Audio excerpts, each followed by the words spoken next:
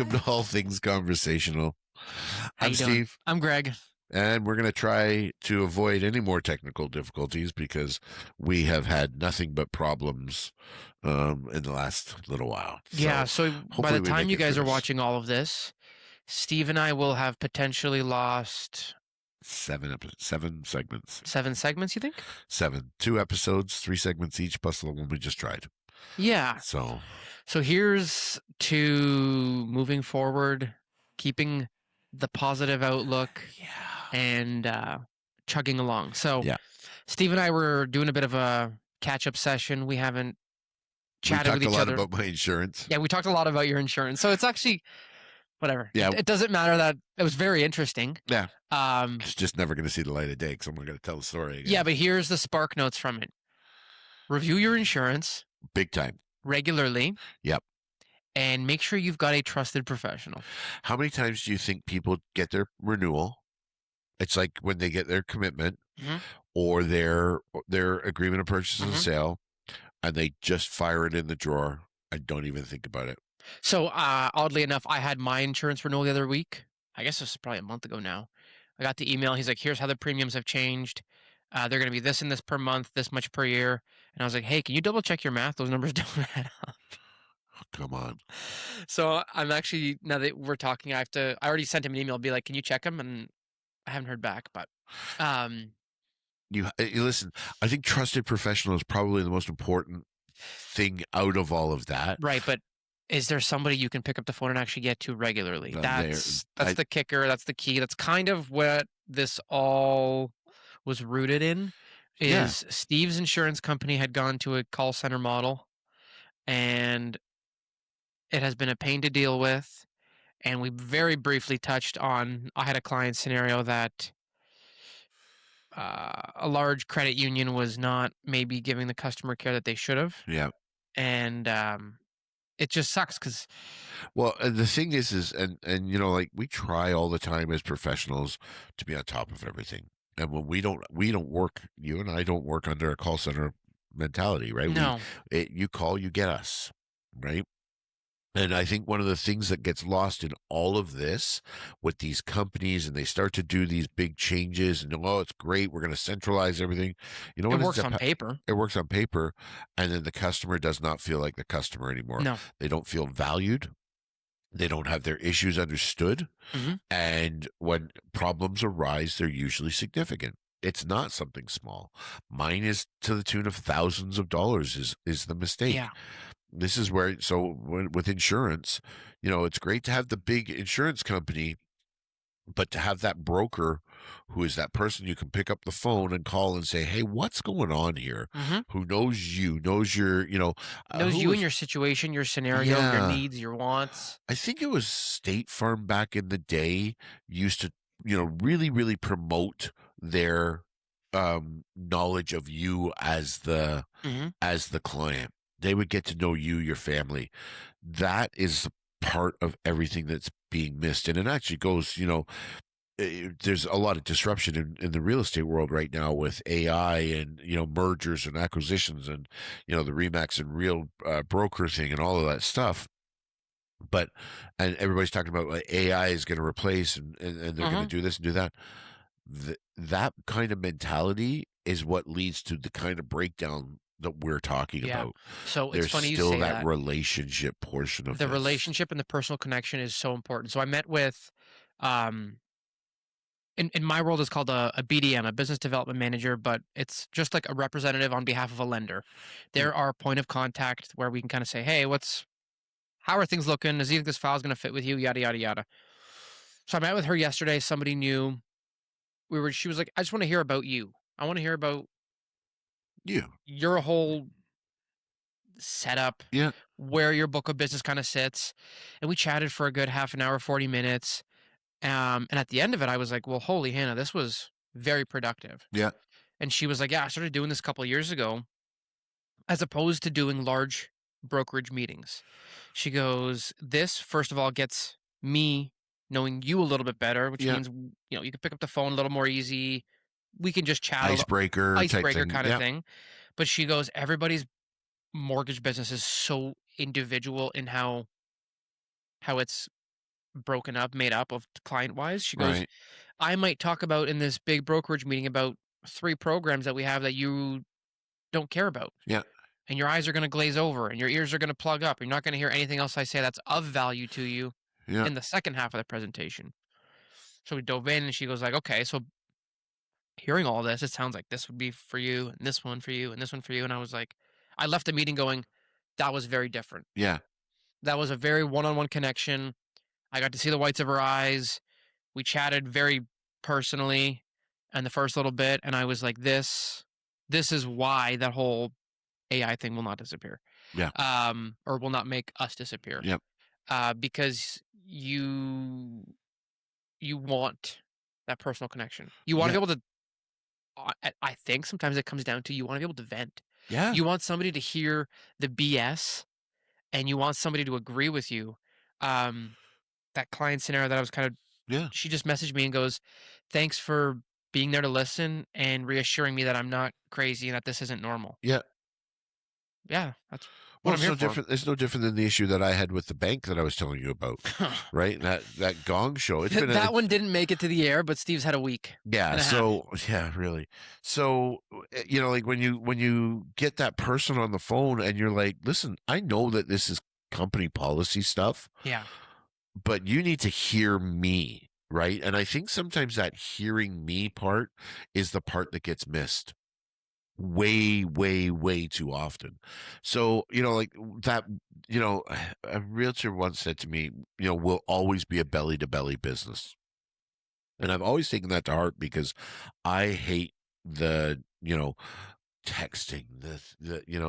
I'd rather sit and come into your living room and sit and talk to you for 15 minutes and solve any issues, any challenges, answer any questions that you might have moving forward so that you're not kind of lost in the process. Because if you're not having that connection, I may as well just send you a checklist, Yeah. right? Yeah. I may as well just send you the policy manual or the procedure, whatever the document is, and just say, here, have at it, because you're not getting anything from me. And that's just the wrong message for any company, service provider, business to offer to the people that they expect to take money from. Right? It goes back to the value, right? What's the value that you bring to me? And call centers don't give that value. It They makes me wonder though, because there's gotta be a world where these call centers work.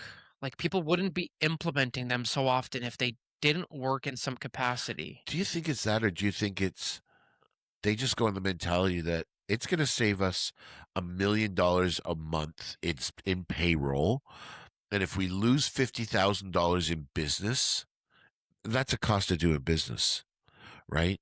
I think sometimes Yeah, that's the I mentality guess you're that right. that these companies take. Is it's like, okay, perfect example, Maximizing profits. perfect example. Self cash outs at Walmart. Okay, Okay, yeah. when you go into any Those are Walmart, getting bigger and bigger and bigger. they're taking out cashiers Yeah. completely, and you're doing all the work and still paying the So, same price. you know where that's happened? What? IKEA. Yes. We were there, whatever, a week and a half, 2 weeks ago. Um, we get to the end, and last time I was there, which wasn't even all that long ago, Yeah. a few months ago, the one side was the self-checkouts, and then there was still a bunch of, like, cashiers. Yeah. Well, now it had gone to mostly self-checkouts with 1 assisted checkout is what they called it. Oh, jeez. Yeah, and now you have the option to, from your phone, scan all your items in your IKEA cart and pay for them, or it, like, pulls it up on the checkout thing or something. It's crazy. Well, that's okay. When was the last time you were in Costco? Oh, when they scan When they pre. walk Yeah, up to your cart and we've never pre-scan had it. anybody do it. I've seen it happen dozens of times, Yeah. but we're never the The first time I used it, huh? they overcharged me $36. What? Yeah, they charged me twice for a thing of milk of meat. Click click. Oh, yeah. I won't use it anymore. The one where, like, the guy comes around and Yeah, he he goes, takes a picture of your card, and then he scans everything in your card with this little finger gadget that he's "Yeah, got. yeah, yeah," and then he goes, "They'll Yeah. pull it up when you walk up." Yeah. So I took the bill back to him, and the guy says to me, well, how do we know that you didn't get to meat? I said, that's your answer? I said, "It's meat and it's exactly the same price, scanned right one after another. Yeah. How do you not see that this is the same?" And then you look at the SKU number, and the SKU number is exactly the same. It's the same product. Would they have been different if they were different meats? Yeah, the SKU number would be off by A whatever digit or the something? digit. Yeah. So I said to the guy, I said, like, how do you know? Like, Mhm. you're questioning me. I've come back to the store, Mhm. with my bill to tell you that you've overcharged me. And you're like, how do we know? You've had a rough go with Costco. Oh, like, you know what? I go into places. I wake up every morning so optimistic. I do. I wake up and I'm like, today's going to be a great day. And then life sucks the life out of me. That's so That's how I funny. feel right now. Every time I turn around, life is sucking the life out of Well, me. suffice it to say, our first segment that's not gonna air really dealt with why customer service is important. Yeah. Um, it wasn't really what we were going for. It just happened to be what we chatted about. Yeah, and what and what the repercussions were of bad customer service, Yeah, right? pretty substantial in some cases. Yeah, Like, um, the one client I have is considering spending a couple $1,000s to leave. yeah. And and the funny thing is that customer is going to spend that potentially spend that money, but on the back end, the supplier is going to lose tens of thousands of dollars over bad customer service and Yeah, what is essentially a negligible amount. And you know what I would yeah. do? So this is what happens. And what I end up doing is, I would be the guy that sends the email afterwards. I warned you this was going to happen, and I would send it to the company and say, your arrogance over your policies for $10, $20, Whatever the whatever number the is. number is, Yeah. cost you tens of thousands. How do you reconcile that to your shareholders? Yeah. Right? Pretty wild. It's absurd. Well, but it also gives something to like, what's the reputation worth? There was a few months ago where I was doing a file for somebody and we were using something called like a monoline lender, which is Okay. not like a big bank. Yeah, no, typically no bricks and mortar type thing. Yeah. Yeah, And so I've always had a really good experience with this lender, and the particular client didn't like something about the whole process, mainly the amount of documents, sure.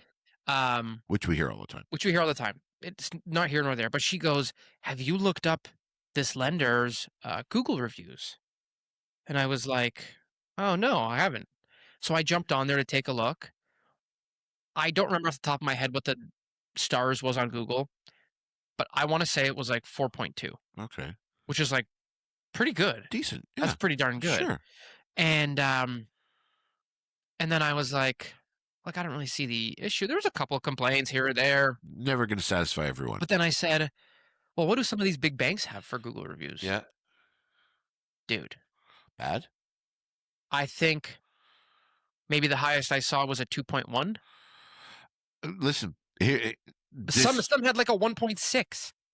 so this is where, and it's funny because I don't know who I was talking to the other day, but when it comes back to the message of when's enough is enough, right? And we allow banks to be shareholder to are publicly traded.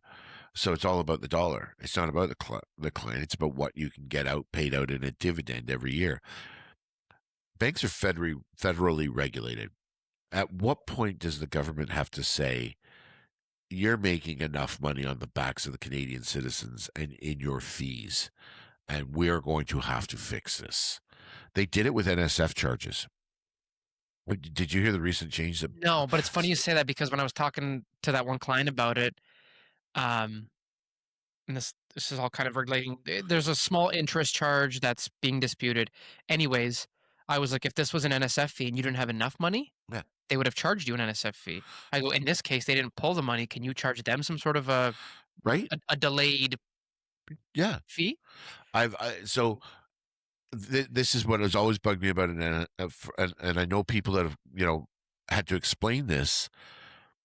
You've got $22 in your bank account. Yeah. You write a $30 check. And then they charge you a $45 NSF fee. Yeah, how is that not criminal? It is one of the most backwards things Yeah. I've ever seen. Yeah. We'll put you in to get our money, but somebody else can't have their money. That's called collusion in my mind, right? It's corruptness. Like it is literally corruptness at the basic level. You will It's take just money. cruel. Good. That's a great word for it. It's just It's cruel. cruel because it's so bad that and it got so bad that the government mandated that banks are no longer allowed to charge more than $10 for an NSF. Oh, I didn't know that. Happened the change came about a month or so ago. So the most Ah, an NSF can be is $10 now. And I think it's to do exactly what to stop exactly what we're talking interesting. about. I haven't noticed that on commitment yet. You have to go look. So I would love to know whether or not they've updated their commitment, Yeah. whether they think they can contract their way out of it. Meaning a previous commitment. Yeah, yeah. Oh, that's very It's interesting. gonna get that be the first person to who's gonna be the first person to challenge it. You can't have that Right. The 45,000 contract was feet. 3 years ago. Yeah, the law's been changed. How do you do it? So yeah, like but again, like when you get banks reporting $11 billion in profit, Right. right? And then they're crying, you know, we've got way too much risk. What? Right. But it Give was me also things like a your big own risk a that big you green bank was slapped with a giant fine because they were not doing their paperwork properly. yeah, Yeah. and not doing their due diligence, And and now then all of a sudden that costs the consumer for them doing their job poorly, yeah. right? It's a challenge right now. And somebody, I don't know, I was watching, I actually think it was on Fox the other day. And yeah, I watched Fox. But the question became is, you know, they were talking about how the 400 richest people in the United States Mm. make more or have more money than the middle class combined. So, I don't watch a ton of news, so I think that popped up the other day for me on Google News Yeah. was Jeff Bezos talking about income Oh, tax. yeah. When Jeff Bezos starts talking about income tax and the messaging was so tone deaf. But the article I saw was Yeah. him saying to not tax the low income. Yeah. They don't tax the I 40 I think something. he was saying to abolish it completely, though. Yeah. So here's the thing.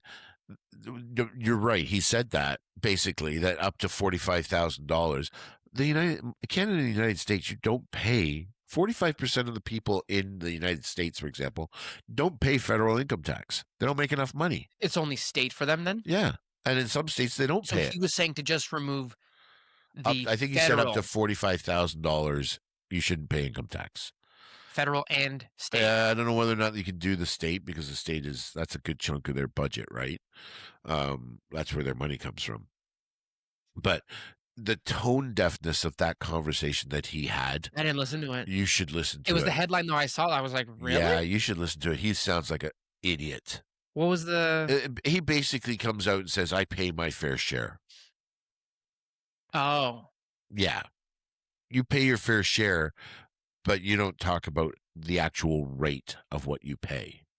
So you know, keeping in mind, Jeff Bezos writes his income down to next to nothing, yeah. right? So Like he doesn't pay because he's got all these shares and these dividends and all these holdings where the money is, you're right, right? or a company that's a holdco Sure, and right. blah, Like blah, blah, blah, blah. they Yeah. manipulate the tax system instead of saying I pay 32% or 35% or 40% or Right, whatever but the number he is. can say, "I paid $40 million, but that's only 3% of his" Yeah, of yeah. his income, right? So that's the absurdity of a rich guy going on TV and saying, "Hey, you know what? I pay my share. I pay more than the middle class." Yeah, maybe so, but you could, you know, listen. I'm not a socialist by any stretch of the imagination, but it comes back to when's enough is enough. Yeah, You know, they're talking Elon like for the Musk. banks. Well, yeah, Elon When is Musk enough is enough. comes out. They're gonna SpaceX is doing an IPO. Huh. I don't know when it's going to happen, but if this IPO goes through and um, Elon Musk meets certain criteria, he's going to get paid $1 trillion. $1 trillion. Okay. And you have to ask yourself, why? $1 trillion. $1 trillion is what his compensation package will be. That's insane. It is so borderline ridiculous that he I think the GDP of the United States, I could be wrong on Uh-huh. this, is like $30 trillion, $32 trillion, or something stupid like that. He's gonna get that kind of number. I think the GDP of Canada is $2.3 trillion. Question then becomes like, when you get to that, like, what do you do for banking? Never mind banking. The go you make a let's just say $100 billion. Let's say you're worth a You hundred but billion listen, he dollars. he goes to any bank, he is He's got more money than the than the bank, bank itself. right? So where do you keep that, in a mattress? I have no idea. But when you make if you've got $100 billion, let's just conservatively say you're getting 4% on that money. Yeah. That's insane. You can't spend it. No. 25 generations of your family will never be able to spend that money because you can't spend it fast enough. It will make more money than you can spend. And that's at a conservative 4%. Yeah. You think he's getting 4% on his money? Because he's gonna stick it to another company. Sure he is, and he's going to get paid stupid dividends on it. The absurdity of the disparagement between the rich Yeah. and the poor in the United States, particularly, but it is here too. Um, it's gotten absurd. It is absolutely to the point where you have to say enough. And then you've got a government in the United States taking $1.8 billion of taxpayer dollars to pay criminals for weaponization of the government over January 6th and all those charges and stuff. Taxpayer money to pay off people who beat up police officers. Think about that equation. It's bizarre. The world we live in right now is bizarre. So let's take a break and come back and talk about something a little less bizarre.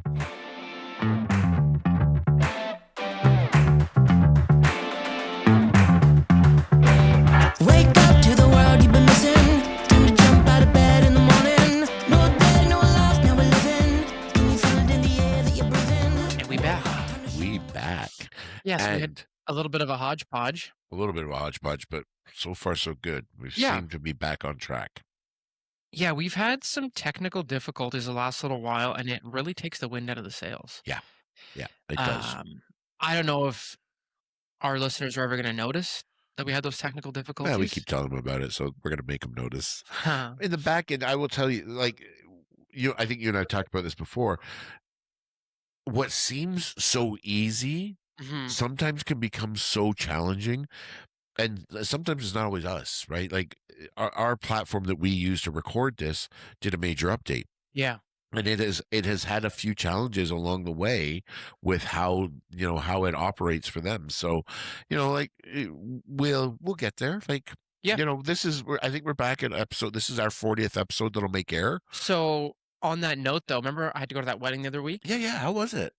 Oh, it was really I never nice. got a chance to ask. Okay, hang on. We're gonna take a sidebar here.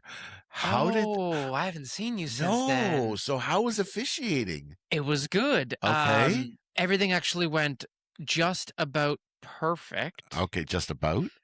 during the ceremony. Um, So just so you know, for everybody, Greg was officiating one of my a buddy's one of weddings. his buddies' weddings, but it was one of those scenarios where Greg was the guy. He had this up, and then we were talking about it all before. So I had all these questions that we were kind of building as he was telling me about this. So I can't wait to hear how this kind of went because the questions that I Yeah. have were, Yeah, there was a tremendous amount of questions, but so I asked everybody to stand up when the bride was coming down the aisle. Ceremony went on, everything was good. I didn't ask everybody to sit down. no way. So they stood through the whole thing. Everybody stood through pretty much the whole thing. There was a point where around the vows, somewhere around there, the photographer and one of my buddies, the groomsmen, was like, "Hey, you can ask everybody to sit down now." Did you make a joke out of it? And I was like, "Oh, by the way, everybody, you can sit down now." Yeah. I think it was affecting some photos if the photographer was like, Yeah, yeah. "Sit down." But that was something we didn't even think of. Wow. But I was laughing about it during the reception because, again, it was all our buddies, Sure. and a few of them were like, "Man, if you made us stand any longer, I was gonna be pissed." Oh, The whole ceremony was like 20 minutes. oh, come on. Yes. This was not an hour-long Yeah, ceremony. They yeah. probably stood for 15, maybe Okay. 12. I can't believe somebody didn't just sit down. I'm not gonna lie. Yeah, I agree with you. Like just start it. I agree with you, and that's what somebody else said. They go, the first 2 rows should have just sat. Everyone else would have followed." Yeah. And I was like, "I don't know." You had enough to worry about though. Yeah, everything went swimmingly. That was, yeah, it was great, and I remember laughing to myself because I was like, "I got the better end of the stick here because once the ceremony's done, I can party. I'm not MC Yeah. of the night or anything." But what I was getting at is one of the groomsmen is, he's an electrician locally, is a guy I know as well, like, Yeah. for years, since 5th grade, and he was one of the guys who responded to wanting to come on to the podcast, Oh, come on. and he was pestering me the entire How time. about getting on the podcast? Yeah, because I saw him, uh, rehearsal was Thursday, we drove up, and me and him were in the back while the groom and bride were in the front driving. And the whole time we were just catching up on a few things. He goes, "It's okay. We'll talk about this on the podcast. It's okay. We'll talk about it on the podcast." So he really wants to come Oh, he on. really wanted to come on. Yeah. Okay. So I was like, we got a test day soon. Steve and Yeah. I got to figure all this out. I was like, we'll get you out. We'll come Yeah, out yeah, yeah. and have a I chat. think when you've got a Saturday or Sunday, we can go Yeah. downstairs and set Depending up the, today, we might be able to even test how Yeah. early we finish. yeah, like and once we're done this episode, we could go downstairs, put a round table down there. I think the mic's still in my truck. Yeah, We could grab But it. what I'm getting at is he was just bugging the crap out of me. Well, that's good. Yeah. And I was like, yeah, dude, we'll get you on there. Does he listen to the podcast? I don't know. It's a good question. Like, if you're not listening, why do you want to be on so bad? I think he I'm, just likes the idea I'm of like it. a little concerned as to why somebody Um, would want to. I think he likes the idea of it. I think he likes promoting his business. Sure, we're all about Um, promoting each other's businesses. But it was just funny. He just kept bringing it up. I was like, dude, we'll get you on there. We'll get you on there. yeah. I got so we got 3 people that want to be guests. Well, this is what I'm getting at. Yeah. Is I think this is the next thing that we really have to figure out. yeah, we could also just remote him in with a link. Yeah, I guess you're right, eh? Right? Do the same things we're doing right now, and they just put on headphones and stare at the computer. It'll look slightly different, He but can do it from a job site, even yeah, do it from anywhere he wants. Do it from his car. right from his phone. Yeah. It's preferred that they have a backdrop and it looks because that's what the sports channels do, right? Like, Yeah, you're right. 100%. they all do it from their rec rooms. They've got setups Or they got their behind office, them. but yeah. Right. You're totally No right. different. We could do exactly the same thing. You would actually have to put your headphone in your ear, but that's a different story. Yeah. Yeah, they'd be a little Um, uncomfortable with that, but Yeah, I'll bug him. I'll see him again at hockey in a week and a half because I see him Okay. every other Tuesday now. okay. But that'll be the next little bit that we got to figure out. Yeah. Is You and I, we can do a round table as well. Like if he wants to come in, we'll have to test that. But realistically, we've got 3 people now that wanna do it. well, We got So insurance now- agent. We got travel agent. we got a travel agent. I thought you had a travel No, agent. I got an insurance agent. I thought it was a travel agent. No. Okay. Insurance. I thought you don't- had I 2. actually don't use a travel agent. Every time I use a travel agent, it's a bad omen, I and I prefer Expedia. think I remember you guys using a travel agent It's for. nightmare. No, nightmare. Then who's the third? Your buddy, my buddy, and my Okay. home inspector, Oh, home inspector. Mr. Right. Bob Kish. Because we want to finish up our series. Yeah, so we're on to the home inspector. We need the home inspector to continue our series, and get that up there, and then the insurance agent will be part of that series as well. Yeah. Right? So Throw the electrician in there. we throw the electrician in there. If we could get a plumber, that would be great too. Yeah. I Um, could probably. We could My ask him. listen, my plumbers are not getting in front of microphones. Is that right? Yeah, I'm not putting them in front of microphones. One is 24 years old and as shy can come, and an introvert, and we would be like pulling, Mhm. things out of it. It's like one of my adopted sons. And then the other is, let's just say he's a plumber. We would be bleeping out every other I got word you. out of his mouth. Now I have one of my kids is coming home from Japan soon. What? Yeah, I got these, my adopted herd. Yeah. He's in Tokyo right now doing the last leg of his double masters. Okay. So he'll be back soon. Nick, you've This met actually Nick. rings a bell. So when he's back, he's going to want to come on and be part of this. He says to me, "I'll just be your regular special guest every now and then." I'm like, "Okay, well, What's he wants to be a special guest in? who knows? Just for Who knows whatever? with this kid? Like he's. It's funny because I have been so you know me the way I cook for everybody. Mm-hmm. He's one of those kids. Back in the day, I want white rice, I want chicken breast, and I want carrots. Plain. Doesn't have a palate. If I showed you my TikTok or my Snapchat feed of the food that this kid's been eating in Vietnam, Korea, Japan, I'm like, this is all the stuff I've been trying to get you to eat for You 3 wouldn't do years. it. And you wouldn't touch it. So You go there, and now all of a sudden you're a pho expert. I'm like, I'm gonna kick your ass when you get home. I have a buddy who went to Japan a couple of years, maybe not even a couple of years ago. He said it was one of his favorite places, and he's done a bunch of traveling. Bucket list for me. He said it was amazing. The city, I don't remember where he was in Japan, but he said it was so clean. Yeah. That's what he said. He said that this is the cleanest place he's ever been. And he was like, it's clean. The food is amazing. Yeah. Like affordable. Yeah. And he was like, their transit, everything there is so efficient. Yeah. He goes, it is like a city. It couldn't have been a couple of years ago because it must have been last summer he went. He goes, it's like a city that's decades ahead of us. Yeah. It must have, what's the main city in Japan? Tokyo. Tokyo. Yeah. You must have gone to Tokyo. Yeah. Nagasaki. I think it was probably Tokyo. Yeah. None of that sounds familiar.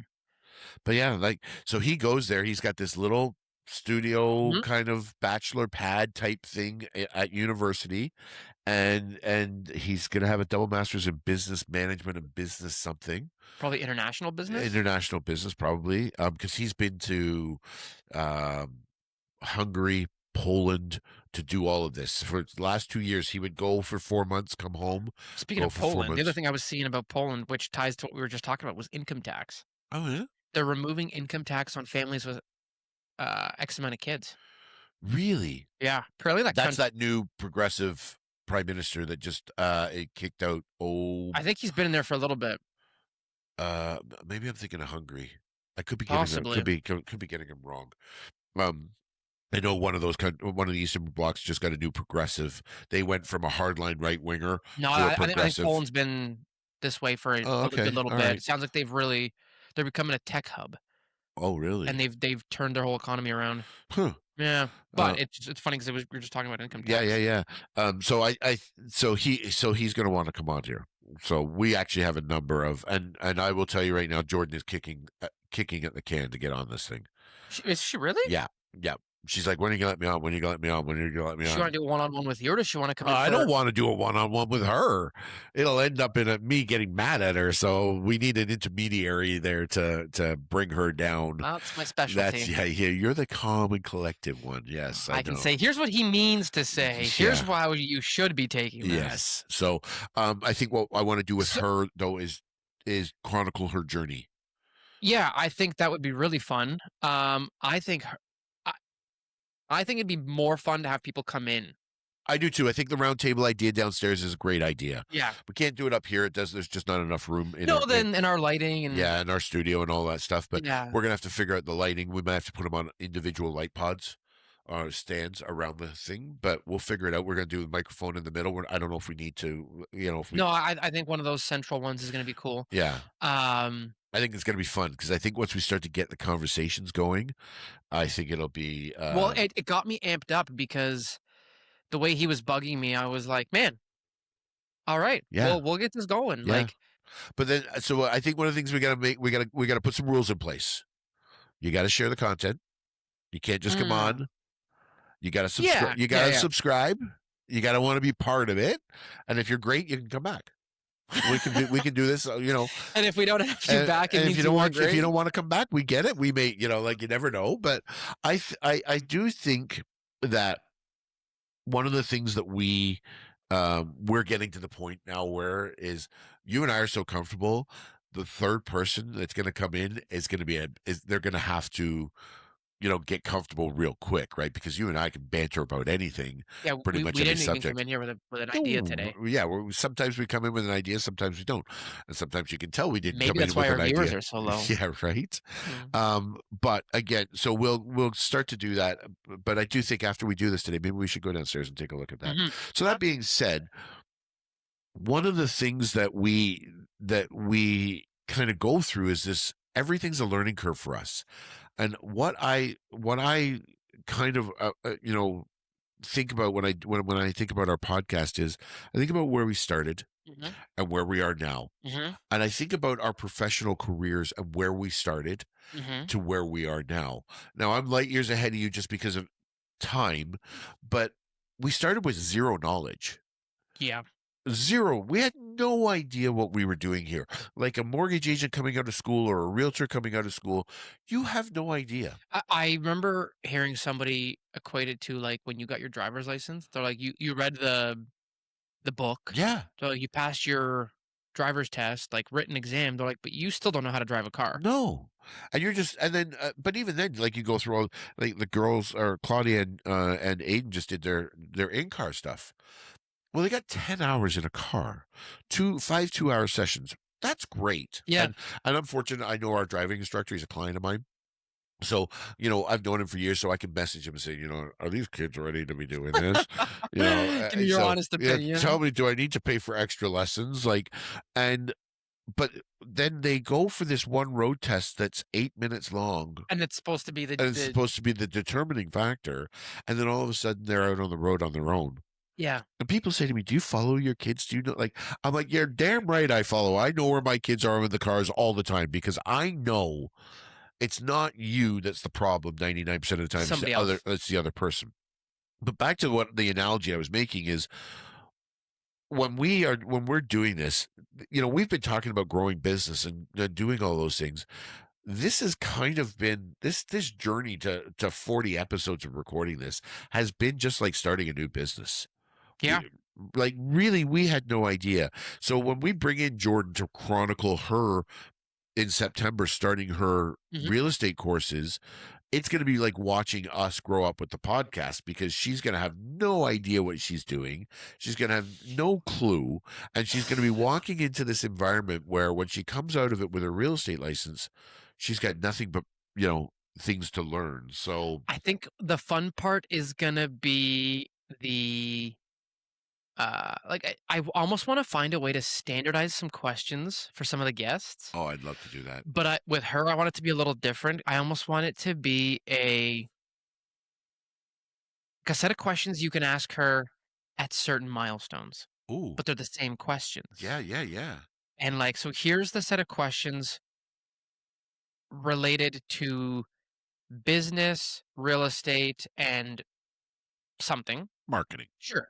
Here, like, and we can get her opinions or her takes on a few things, and then you re-ask those while she's in school to be a realtor, Yeah, because those opinions are going to be different when you're surrounded by the school environment. sure. And then entering the industry, how do Yeah. you feel? And And then then a certain amount of time out. exactly, and you can see the progression of optimism, realism, and Oh yeah, expectations. expectations, Yeah. I love that idea. I right? actually used to follow a podcast, and they stopped actually doing the podcast because they actually said, we're going to do something different, but this is kind of, run its course. Who was It it? was a couple of realtors from Calgary, husband and wife team. And they had 5 standard questions that every guest got. Those 5 questions. And one of them was, I'll never forget it, because it's one of those ones that always made me think about, when new agents come on board. Hmm. You move to a new town, you have zero sphere of Connections. influence, 0 connections. You've got $1,000. How do you turn that into business? Whoa. It's a great question that gets you thinking, because you have to think about economics, Well, it's funny because scalability, availability, productivity, all of those things that come into play, and you've got $1,000 to make it work. But it's funny because I think that would be a very good one to ask Jordan, Yes. because you have the expectations at different stages of her journey, Yeah. and then those expectations being squashed or boosted based on real world experiences. Yeah. Um, but I think having something like that, a set of 5 that we can ask the guests that are standard, that are good, that would be essentially transferable across most Yeah. industries. Yeah. So I think what you and I need to do is just go and have a beer and sit down and start to kind of plan out this Yeah, aspect of it. because I think this becomes a different phase of Yeah. this whole thing. Yeah. Because I think there's great to the. I mean, you can have multiple Yeah. aspects of it. So Tom Ferry's great at this because Tom Ferry will bring in his coaches, for example, Mhm. and they'll talk about how they're doing and what they're doing with their coaches, their clients, and what they're seeing. But then every once in a while, he'll bring in his tech guy, and his tech guy and him will sit and talk, Mm. and then they'll bring in everybody.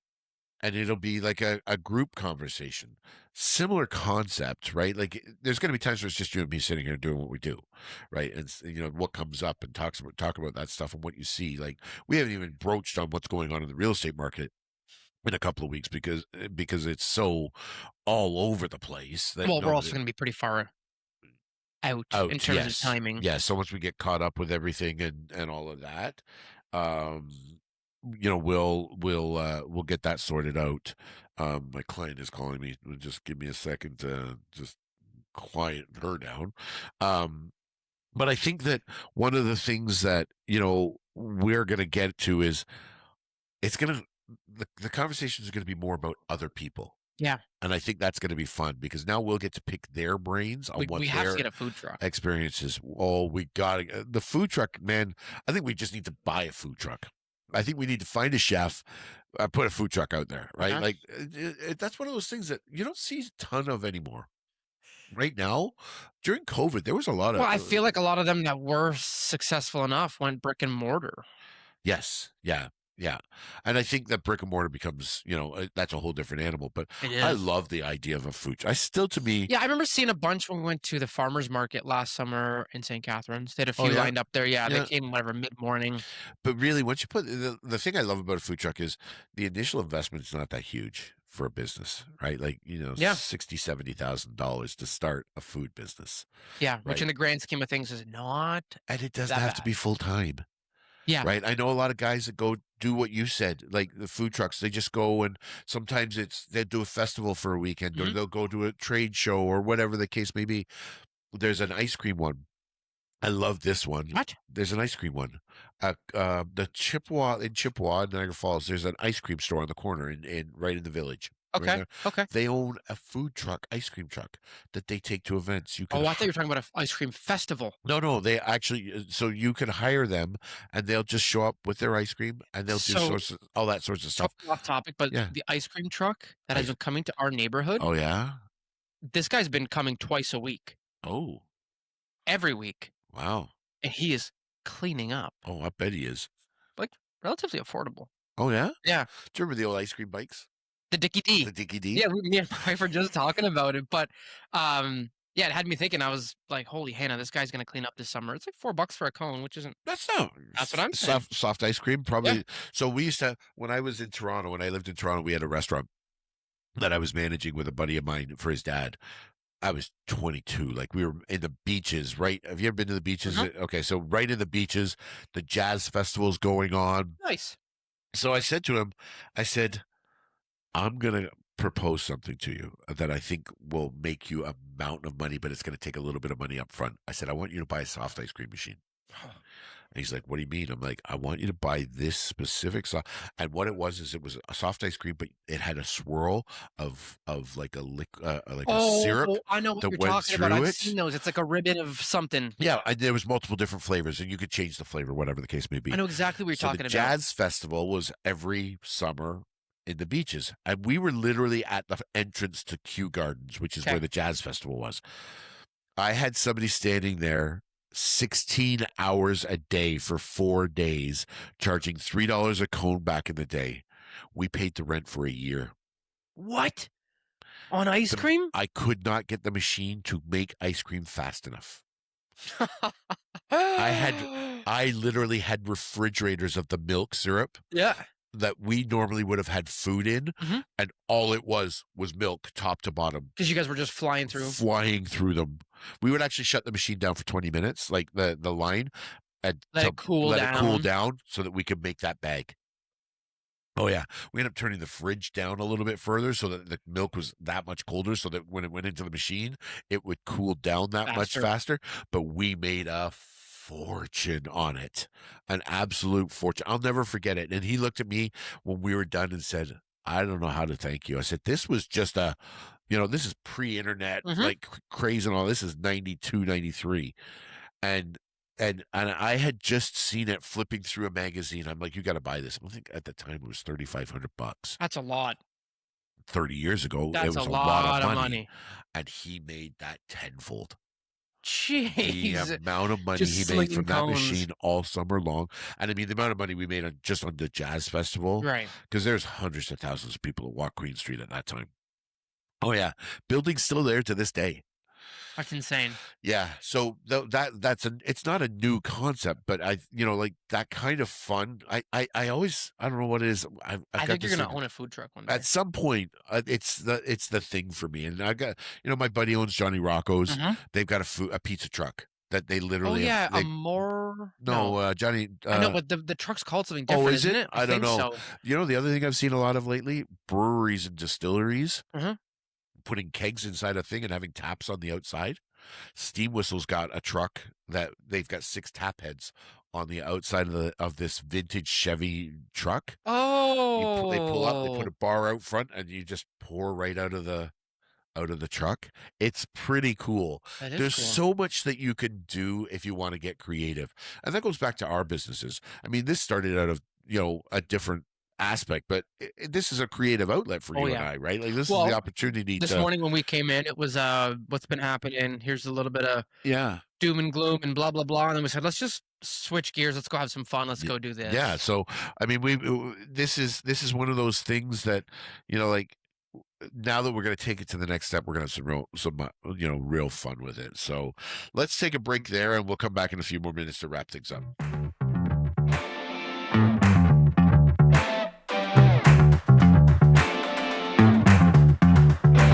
Wake up to the world you've been missing. Time to jump out of bed in the morning. No day, no life, now we're living. Can you feel it in the air that you're Welcome back. Be back. Part 3, section 3. Yeah, part 3 of 3. Yeah, Episode number whatever we. I think this is going to be. I think this is going to be 40. We do have to do something when we hit the 50. Whatever we do, I don't know whether we do something different with it when we hit 50, or 52, because 52 means we've done it for a year. I think we got to celebrate a year's Okay. milestone. So let's start thinking about that. We got to, Yeah. about 6 weeks before we get there in recording time. Think that one's gonna be done on a golf course. Yeah. I actually took my lapel mics with me to Toronto, and it just got too chaotic where I was at the event that we were at, because I was actually going to put my lapel mic on and walk around and do some stuff, and I was at the Coldwell Banker booth the whole weekend, so I okay. didn't get a chance to do anything. But yeah, we got to do one on a golf course. That's what I was thinking. Yeah, number 52, coming to you live from Penn Lakes or somewhere like that. Penn Lakes. I ain't got that kind of money. Do you know what it is for around there now? Somebody was saying 400 or something. Well, okay, then it's even higher. Last number I heard was 250 for 18 holes, but it's $100,000 to join that place now. What? Yeah, they're going. One of the families from Niagara Falls bought it, and they want to put a hotel in the whole 9 yards there, and you can get you buy in for $100,000, lifetime membership, blah blah blah. I don't know how far they are. So I've heard some. Now that you bring this up, I don't know why the number shocked me, but I was talking to somebody else about this, a financial advisor that one of her clients was approached with like an investment opportunity for the course there. Yeah. And they were like, you get this type of returns and you got to invest. I think it was $100,000. Yeah. But she was like, what do you mean? She goes, this is secured by like a person, not a company. Like, it seems a little like shady. sus. Yeah.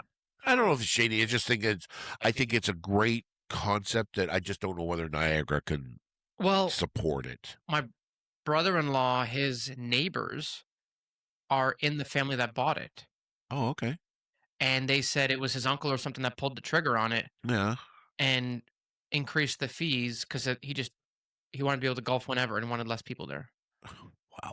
Yeah. Wow.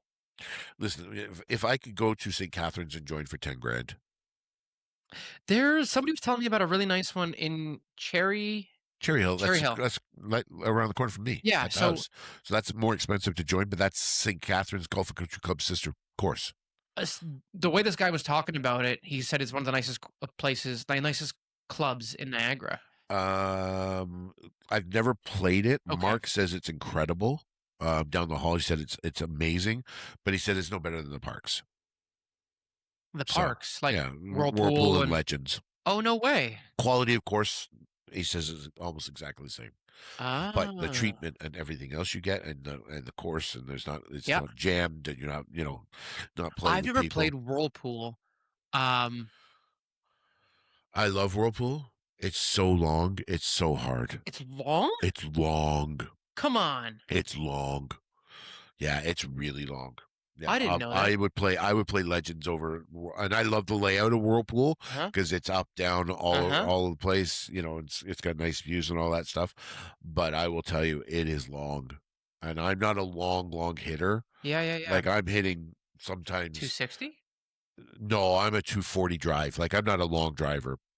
But into the par 5, sometimes into the wind there, I'm hitting driver 3-wood, 5-wood. Just because of the way the course is set up. I'm not long enough to play that course. And Mark goes out there and, he bombs it past me 40 yards on every shot. I mean, he's long and lanky. Yeah. The club head speed that guy can generate is insane. And I'm not even in the same realm. I go and play. I play it once a year just to play it once a year. I want to play it this I'll year. go. I was driving by it today and I was like, man, why don't we get out there? It's so close here. Yeah. I was like, it'd be so easy for us to go out, rip 9. Yeah, it's once you get out there, you got to play 18. Like it's yeah, you got to play the 18. Like you don't see the whole course, but there's lots of times during the day where, like I like to tee off there around 8 o'clock in the morning because I think if it's so long, you want to start early. Yeah, and deers walk across the fairway while you're playing. Oh yeah, it's beautiful. And I get parks passes because my daughter works at the parks. My buddy of mine mother-in-law has works at those the too, parks. and we haven't been able to utilize them just because of busyness and blah blah blah. Sure. But he's been on my case. He goes, "I'll get those again this year, and we can still." Yeah, every employee use them. Every employee gets a pass, and they don't expire. So tell him not to make sure he doesn't throw them out. They never expire. Yeah, I think the new ones do. The golf ones usually don't. I think they hadn't in the past. Oh, maybe. I think they changed something last. I could be making this up and talking right out of my ass, but yeah, well, we've done that before. So we'll get out. We'll do it there. We can either do it there. Or we can go to Legends and play either one at Legends. I haven't done Legends. So you haven't played any of the parks? I've done Battlefield. Okay, so that's Legends. Okay. So then you haven't done Usher's Creek. Haven't done Usher's Creek. That's the sister course that's the other 18 at Legends. So there's Usher's Creek and Battle Creek, and then there's the Chippewa Par 3 at Legends. There's 45 holes there. We may have done 9 at Usher's. No, maybe that was also. You don't even know. You would know the second you stand. I would know as soon as I got to it. Yeah. Yeah. I've played both, and I couldn't tell you which one's which. That's the frustrating part is I never go to the course, remember? And then I got a buddy, we call him Rain Man because he knows every hole on every course that he's ever Who is that? played. Jim Burke. Really? Knows we played, we went up to Wooden Sticks right here. There you go. And played that. He'll tell you every shot he took on that course. And we played two rounds on the Saturday or the Tuesday and the Wednesday night. We did. Really? He knows every shot. We literally call him Rain Man because he does not forget anything about golf. It is. I know a lot about golf. Sure. This guy makes me feel like I'm a kindergartner. The amount of stuff that he remembers. It's like shout out to him because it must be, but it's also a detriment because he remembers everything. He remembers all the good and the bad, yeah, and carries the bad with him and gets very frustrated with. I can see that. So have you played much this year yet? Me? Yeah, I haven't been on the course yet, not once. Not even. What about to the range? Nope. I've been to the simulator. I Yeah. have not had the time. My men's league was delayed a week. I was supposed to go there this week, and I ended up out because of the short week. I messed up my schedule, so my next week will be my first round. And I didn't even take a membership this year because I knew what it was going to be. It was Yeah. going to be I like. remember you So talking about that. I remember laughing yeah, when Sue thought you weren't golfing at all. yeah. Well, that's a different story. But next year, and I really want to golf with Aiden and Jaden, Mhm. but they both work Steady. steady during Yeah. the day. So I don't have the time to wait around for them to get off work and Yeah. not know and yada yada. And I hate golfing weekends. Weekends is a pain. I hate it. I know. I just hate it. I had a small window. I think it was 2 years ago, where it was in the fall. Me, my brother, my brother-in-law, and my nephew, we went out like 3 or 4 times. I want to say like mid-September to October. And we would meet in the morning to play like either Queenston or St. David's. Yeah. And we would go relatively early, like 8:30 tee times on a Yeah. Monday. Yeah. Dude, it was amazing. Yeah. Because we could play like those are small, short courses. Yeah. You could go play 9 and you could be back to do something 10:30, 11 o'clock Yeah. pretty easily. Yeah. Course was dead. Yeah. Nobody out there. You could take a second, and I don't know why it bugs me when somebody's right on your heels. Oh, really? It bugs me. Oh, yeah. I'm like, dude, back up. Yeah. Yeah. There's no reason for you to do it. Yeah. And you when you get to a par 5, it's going to spread out anyway. Yeah. Right? Like that's the thing. Like, for me, I can't stand the guys that stand there. They get out their thing. They spend 9 minutes looking for their ball in the bush, Oh, and yeah. I'm like, give it up. Right? Well, Like, there should be a bit of etiquette there. If there's nobody else around you, take whatever time you need. sure. But like, if you got guys waiting for waiting for your group to finish the hole, the ball's gone. Yeah. Take a glance. One step in, take a look. Well, there's new rules, and some of the courses in the States are starting to put up. I think it's going to make its way up here. There's about 8 or 9 new rules that they have put in for the casual golfer. Okay. And basically, the PGA has come out and said, or the USGA, I can't remember which one it is, has basically come out and said, stop thinking like a professional. You're never going to be a professional. Play golf the way golf is meant to be played, as a casual game that's fun. If you know your ball goes into the bush and where it goes in, and you should be able to see it, and you don't see it, it's not a penalty. Think about it. When you go into the bush, or if you're on the PGA Tour, it's lined with people. Right. They find your ball for you Yeah, pretty quickly. pretty quickly. You shouldn't be penalized because you can't find it because there's nobody standing there, but a pro gets the benefit of it. If your ball's in a divot, pull the ball out of the divot. If your ball's up against a tree root, move the tree or move the Yeah. ball. Don't break your clubs or your wrists or Yeah, anything yeah. like that. The wrist. Yeah. You've done that, or I've done that, where you go to swing and you hit harder than Yeah. or the ground was uneven. You're like, oh, Yeah. Jams it, right? yeah. What was another one? This is amazing. Good for them. Yeah. Like they've actually come out and 'Cause I said bet this. you there was a whole lot of weekend warrior guys who are, you know, Going out there thinking they're Tiger Woods. yeah, and they're Right. like, buddy, you can't do that. Yeah. That's a stroke penalty. Yeah. That Like- puts you at a plus 36 now. Yeah. Right. And one of the other ones was if you tee off and it goes into the bush, it's not a 2-stroke penalty. You're not a pro. Take a penalty, take a second shot, count the shot that you missed, but don't take the penalty shot. So there's 6 or 8 is, and it I like really, that. it really brings the game back to being like a men's league game, Yeah, right? where like 98% of the population is at. Yeah, like you go out and play in a men's league and you trip somebody. Well, okay, you go into men's league and you cross check somebody, you're going to get a penalty. Like, Yeah. there's degrees of where it is. If you're 40 years old and you're acting like you're on the PGA Tour, take your head out of your ass. Mhm. You're never going to be there, right? Like, it's funny because I see all those stats all the time. If you break 90, you're this top percentage of golfers in the world. If you break 80, you're this. I'm like, can shoot 85, 86. Yeah, I remember. I I remember gotta have a really, you really, shot an 87 when I was with you one time. yeah, like I gotta be really, really on that day Mhm. with my short game and putting to get there. But that puts me in the top like 12% of golfers in the world, right? That's how you should think about it. You can do that on a regular basis. If you can break 90 on a regular basis, you're in like the top 15% of golfers in the It's world. pretty dang good. Give yourself a pat on the back and call it a day. Like, you're not going to be, I'm never going to break par. I'm not delusional about it. My golf games, my best golf's behind me, but at the same time, it's about who I'm out there with. It's a way to connect and Right? hang out and It's one of the things that, I was in the office yesterday talking to Gail Bow in Simcoe, and we were talking about how the top producers are always in the office. And I said, that's because we have conversations and we talk and we do these things and we make it's not just about pushing paper, and it's about building that relationship with the people in the office and being able to talk to people and solve problems and have, solutions to things that, you may not necessarily know. How many times have we sat in this particular room with the three of us and had a conversation about trying to solve a problem that we didn't even know, going into it, we've talked through. That's, to me, is golf.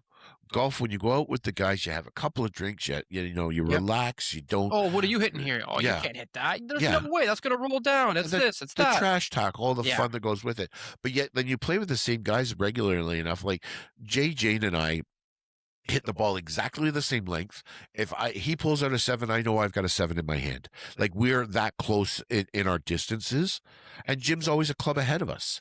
So the three of us know our games to the point where we trash talk about our games because we have that much fun doing it, right? And then we bring another guy into the mix this year, a new guy into our foursome, and he bombs it like 40, 50 yards past all of us. And we're like, way. oh yeah. He's 26 years old. He should be bombing it past us.